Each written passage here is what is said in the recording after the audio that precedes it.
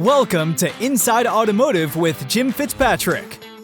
700 Credit, a credit check and compliance provider, suffered a major data breach affecting nearly 18,000 dealerships and more than 5 million consumers. Today, we're joined by Ken Hill, Managing Director of 700 Credit, to explain what happened and how the company is responding and what they're doing today for dealers and consumers, for that matter, in light of this. So, Ken, thank you so much for taking the time out of your very busy schedule to join us on the show. Oh, thank you. I appreciate the opportunity to communicate with our customers and trying to communicate as much as we can. So I appreciate the opportunity. So can you walk us through what actually happened back in October during this breach? Sure.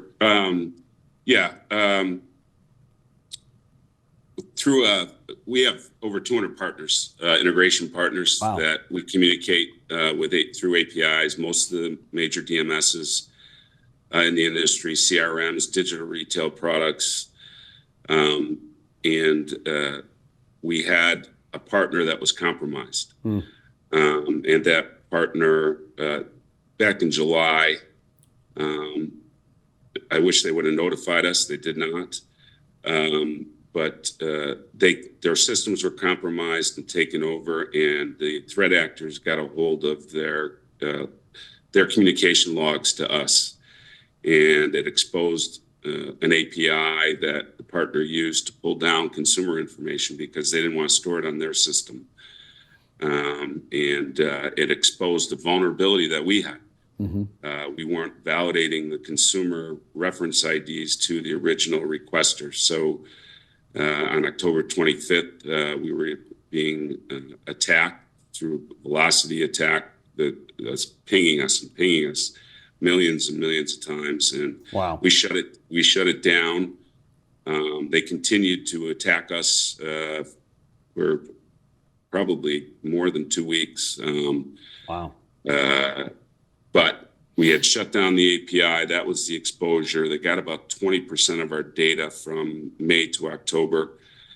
They did not penetrate our systems. We remained in production the whole time, up and running, but they did, they tried. And so we brought in a forensic team, 2 forensic teams, to help ward off these attacks. And they weren't successful. And eventually the forensics teams inspected our systems to make sure and ensure that they didn't drop us any code or malware, ransomware, anything like that on our systems. We were given the all clear. So that was our and when we finally shut it down, and they finally gave up, we got a nice note on Halloween evening from them. It was sort of spooky.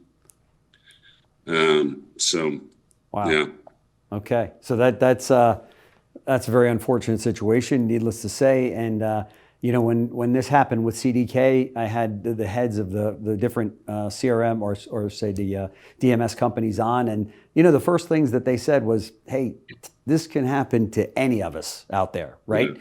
And that remains to be the case today, right? I mean, nobody has a complete safeguard against something like this, right? No. But I tell you, some of the people I've met with at the major dealership groups have had incredible people in place that are putting security frameworks and monitoring. A couple of groups had attackers. I was quite impressed with that. Can we borrow your attackers, right, where they go out and try to attack their own system or attack those that are attacking them? Yeah. So but my fear is for, as you go down in these big groups and the budgets, right, what do mid-sized groups, smaller groups, what do they have in place, right? So that's my concern. That's actually, hopefully, a takeaway we're going to try to do is do something and get more communication, more education. And I would urge dealerships to ensure that they're being educated. Sure. And this is something that obviously every dealer is challenged with, struggles with. To your point, it's one thing for a publicly traded company to have an entire cybersecurity team in place. In some cases, maybe it's the whole floor of their corporate headquarters, but not so much for that group that says, well, we got 5 stores and we can't really afford to have a big team like that. It just doesn't make economic sense. However, they're still right on the front line of being, absolutely. Low hanging fruit. Yeah, exactly. Because the attackers know that about those smaller groups, right? Yeah. For sure. You, in the article in Automotive News, it talked about the FTC and NADA and its relationship there and helping in this. Talk to us about that. First of all, another one of my, I guess, good moments in this mess is getting to know the folks at NADA. Mm-hmm. What an impressive organization. Oh, yeah, for sure. And they reached out to us. They chased us down. They had a call at 9 a.m. and they had the FTC on the phone with us at noon. Really? Yeah. And on behalf of their dealership. So that's an organization that's run by good people. Oh, yeah, for sure. Yeah. No question. And we got the FTC they got the FTC to agree to allow us to report on all our dealerships' behalf. So that's what we're trying to do, right? And we are doing is we reported to the FBI on our dealerships' behalf, so they don't have to, right? We reported to the FTC on our dealerships' behalf, so they don't have to. Now we're in the process of notifying the states on those dealerships' behalf, so they don't have to. Notify the consumers, offer them monitoring, offer them a free copy of their credit report. Again, so they don't do to. And they need to allow us to be on the front lines because, class action suits. People have already filed class action suits before we even released any names. People that were impacted. How does that happen? Wow. So they're gonna happen. Has there, since this happened in October, here we are in December, has there been any reporting of damage done to any credit files or consumer files at all? Or? None. We don't have one. We believe, I have to be careful how I state this, but we believe we've secured the data, right? But you don't know. Right. You're trusting the word of someone that attacked you. Right. So who knows? Yeah, that's interesting. And of course, you mentioned that you're given 1 to 2 years of credit monitoring and free credit reports to all consumers across the board that were affected by this or involved in this. Yep. That's pretty good. So when something like this happens, do you immediately turn to the other 199 other relationships and vendors that you have to say, okay, what do we have in place, or what do you have in place? Or, I mean, it sounds like you had, I don't want to say a bad actor per se, but you've got somebody that this happens to. It sounds like they didn't notify you immediately and kind of left the door open there a little bit. It could have been avoided if we were notified because we would have shut it down. We would have shut their access down. They gained access to us through their systems. There's a lot of communication between partners, certification programs, right? We have a GRC that if there are partners that are storing sensitive data, they have to go through a certification process. So there's a lot of that in place. I would recommend, luckily, we, within the last year, increased our cyber security insurance.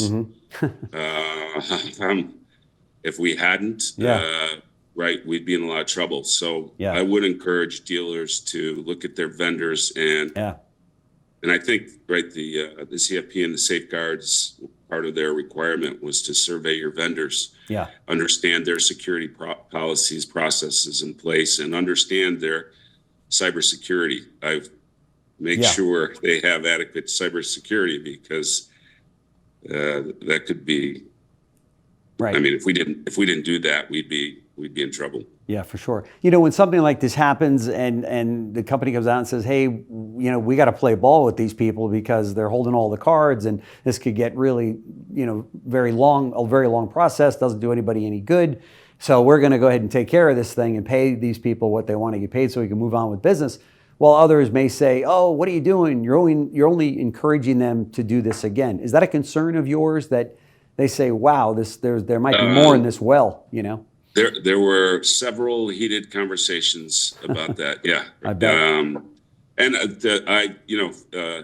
I understand both sides of the argument. Yeah. Right. Yeah. But you got a business to run, right? You got people to protect. Yeah, and you have a responsibility to your customers, right? Yeah. So looking back, and I know I say looking back, you're kind of in the midst of cleaning this up. You wish you could look back, but what are the lessons learned so far? We had a plan in place to handle this, but I don't think we understood some of the obstacles. Yeah. And the obstacles have been inaccurate communications out to the industry. Yeah.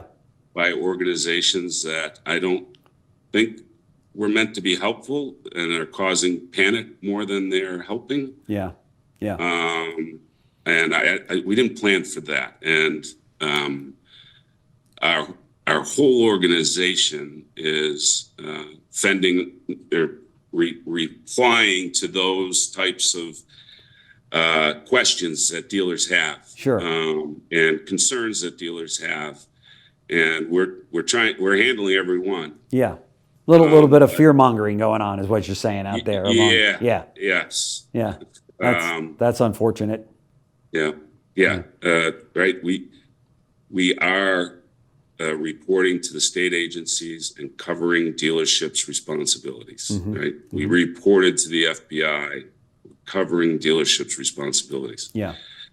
A lot of miscommunications around those pieces, and we've probably already processed over 1,000 requests in 3 days for lists of consumer names and addresses for individual dealerships that have requested it. Wow.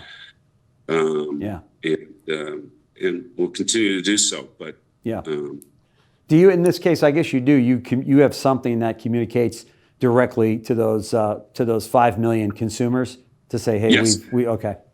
Yeah. It's there's a lot of firms that handle that provide the monitoring. Okay.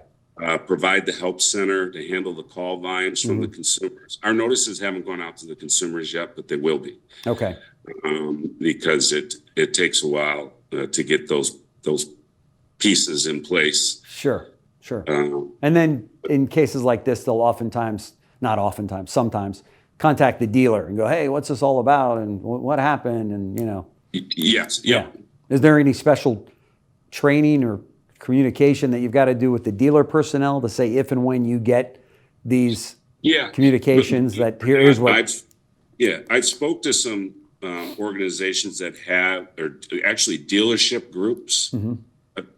Spoke to a lot of dealership groups in the last week. Yeah. But, and during other incidents that were similar that have occurred in our industry, they said they didn't get one call directly from a consumer. Wow, that's impressive. Yeah, that's good news.